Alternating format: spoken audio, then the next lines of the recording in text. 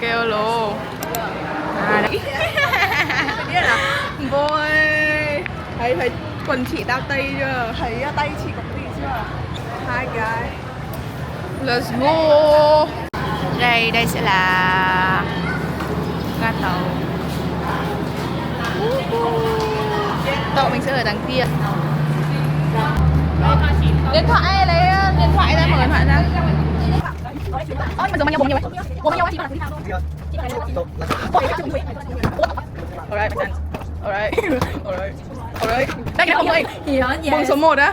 Ok, go. Nào có nên đưa. Bing. Hello mọi người, hôm nay mình sẽ lên từ tầng 2 vì hôm nay mình sẽ ngủ tầng 2 nhá. Chị ơi, cái này là quần áo. Đây nhá, đây nhá. Ôi trời. Đấy là tầng 2 này, tầng 2 có một cái này. Nó cũng là cái đèn. Trên đây này, cái đèn kia là mắt chứ nhở?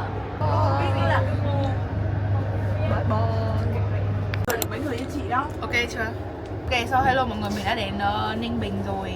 Thế nên là bây giờ mình sẽ xuống dưới trạm Ninh Bình và sau đó mình sẽ đi tìm chú lái đò. Đúng, transit một chút. Mình sẽ đi tìm chú lái đò và anh người yêu cũ xem nó có đón không. Anh người yêu cũ. Anh người yêu cũ làm sự kiện. Anh người yêu cũ làm sự kiện xem là hỏng xe ở trên đoạn cao tốc đấy là có đón không. Có cô với cả mẹ của anh ấy không? Wow. Ê, ý là đấy là cái gì kết quả Anh phải đẹp ấy. Hóa hình rồi, biến hình rồi. Bây giờ xấu thì lại quay. Với tô màu xong. Ayashika bây giờ đang làm. Bây giờ 9:18. Mấy hộp nào? Xôi ngoài đầu này luôn rồi. Tôi còn nước suối rồi. Có u long trà xanh city. Cho em một chai này đi. Có cốc đá không anh? Có chứ. Cho em cốc đá đi. Lấy 2 cốc đá đi. Anh bảo Mấy nước cốc xì nào? bọt. Hai ạ. 22 cốc hả? 200 cốc cũng được ạ. Anh lấy lại cho cốc đá đây. Với em bún ni mì với lại lẩu bóng nữa. Đây. Xin chào Đà Nẵng, đây đến rồi. Thế nên là bây giờ sẽ đi xuống tàu. Thế nên mình không bị lật này. Như này bây giờ mới đi xuống tàu. Đây. Yes sir, yes sir. Đây là Hiền sẽ là chef của bữa sáng chúng ta ngày hôm Tôi nay. chỉ làm cho tôi thôi, cảm ơn. Nó đi theo Bảo Khánh rồi, từ từ Cao đi theo Bảo Khánh rồi, làm sao? Đừng chụp mà, đừng chụp. Mẹ rồi. Có đẹp rồi. Cái cô gái đây mới được.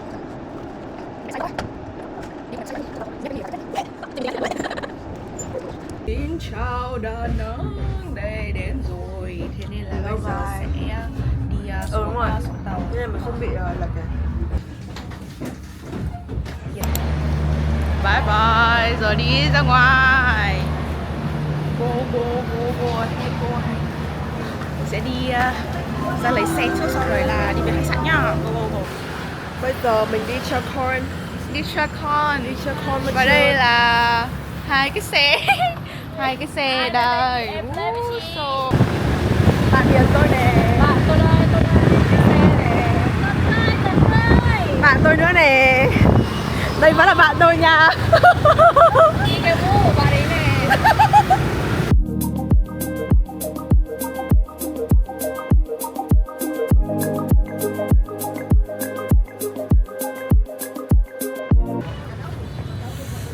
Chỉ thấy rất là nóng.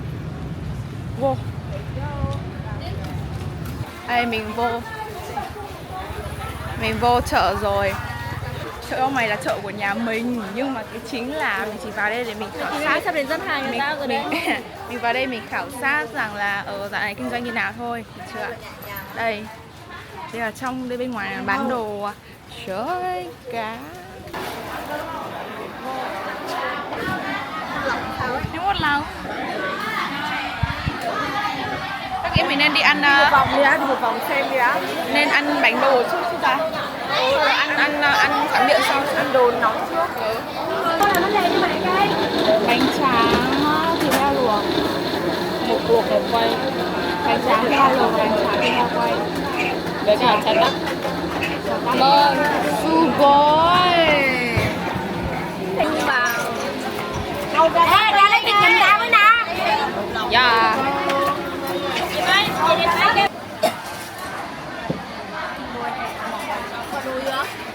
Chưa? Có biết ăn gì đâu? Hai sa xoa. Đầu tiên hai cốc. Hai sa xoa. No camber. Đấy, đây còn gì?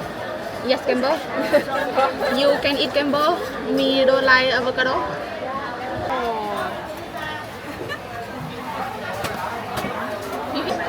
Không đấy. Bên trong.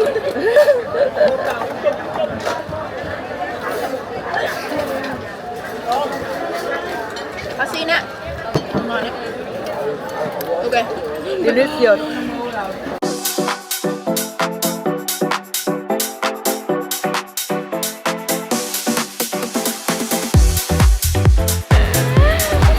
Hai bạn mình bay rồi nha. Bye bye. Vận động viên đi bơi ấy. Đi đâu? Đây là mình. Đúng không? Em đang quay.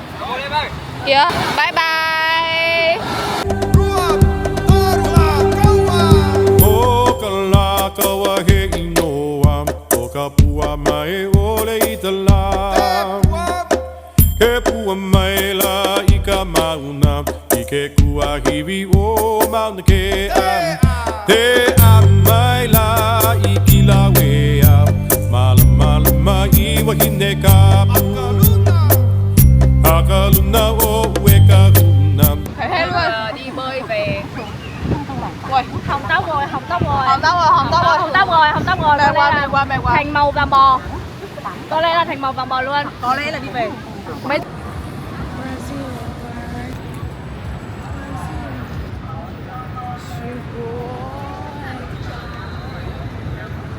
đanh rồi và cô bách bách áp xong rồi. Đây là Chiến Trường, đây là bãi Chiến Trường. Chị đang mua kem nền sàn Ăn nhất. nhau. Anh ra một quán nữa mà.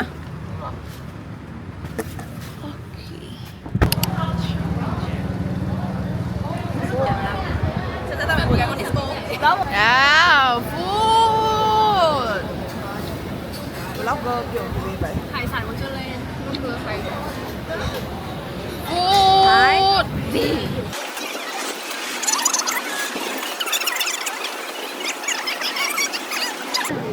Nhìn con tôm nè. Tới đây còn ba em thưởng thì em bóc tôm rồi đi.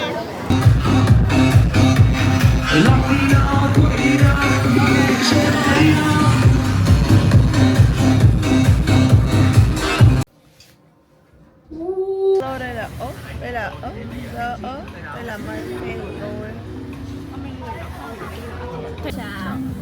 We have virgin mojito boy.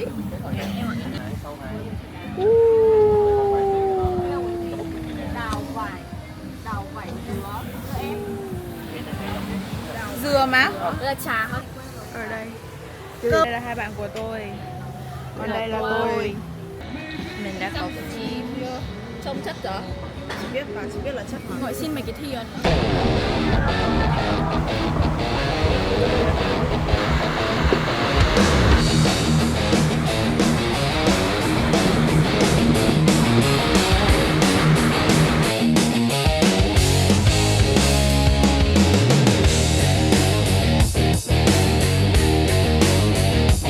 Dễ thương đi bộ.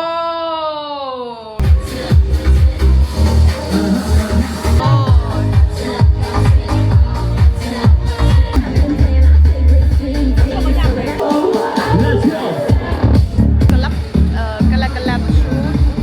Một siêu đẹp. Gió quá trời luôn á. Gió bay bay. Nó bị lấy lắc.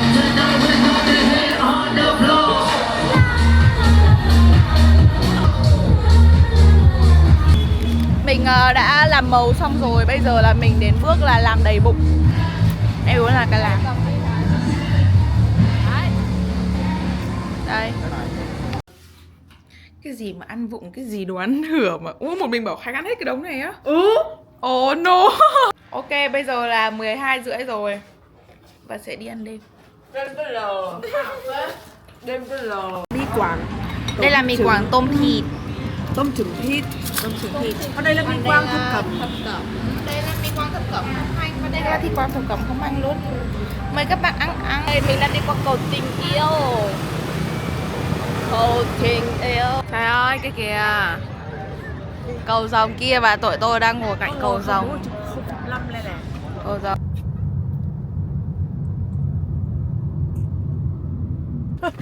Một bài Đà Nẵng đi Hội An. Dạ.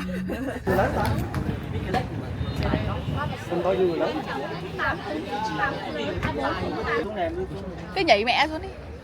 Tạc gì chơi nhảy mẹ chơi nhảy mẹ thì chết cha tao rồi. Đặt ra ngoài kia chụp hình rồi cởi ra nha. Đúng một con cua không? Chạy đây đây. Cả hai cái đôi mình Chạy đây đây, đi quay thúng nè. chóng mặt lắm. Chị Minh Tiền đi.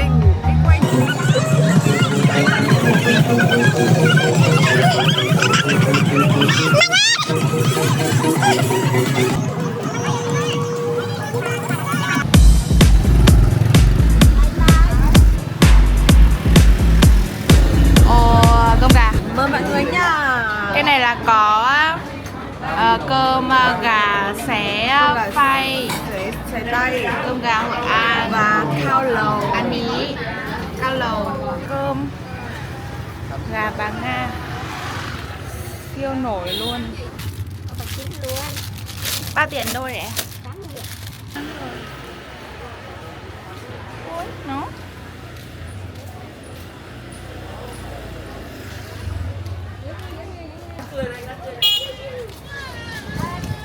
đi. Where are you from?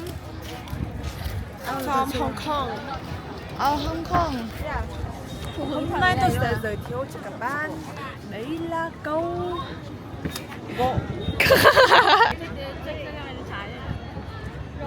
Đang check in đủ. Đây check in, check in. Check in. Check in nha. Check in. Quay đi. Đớp gì đây? Đớp gì đây? Xoa xoa. Đớp gì đây? Đậu phố. The four. I have bánh bún lọc.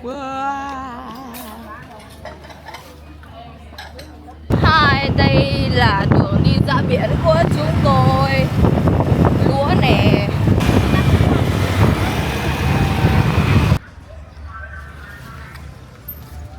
Follow me, follow me. Con rổ, con điên. Đi ra, tụi tôi đang đi ra biển nè.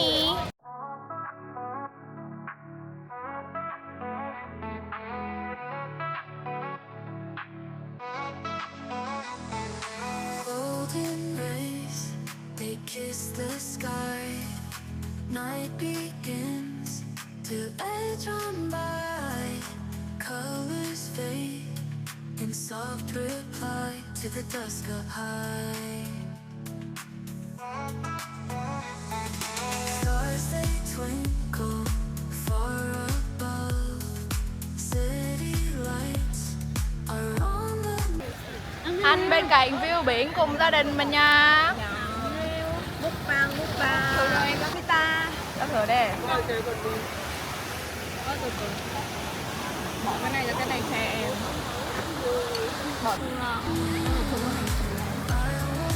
Trông chill đấy.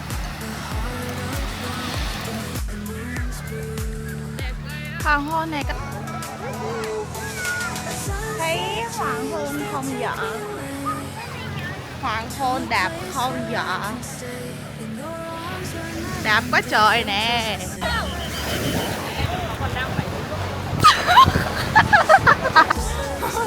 Cái chị đưa đi hoàng hôn thôi. Có hiểu như là từ bao vậy? 1, 2, 3. Chị không biết. Thì đúng là tấm rồi. Đúng rồi. Chị nói đúng người ta mà nó thích. Đúng rồi. Ta đánh chào đi để kết thúc nốt vlog nè. Chào lại đi. Bảo là chào rồi cơ mà.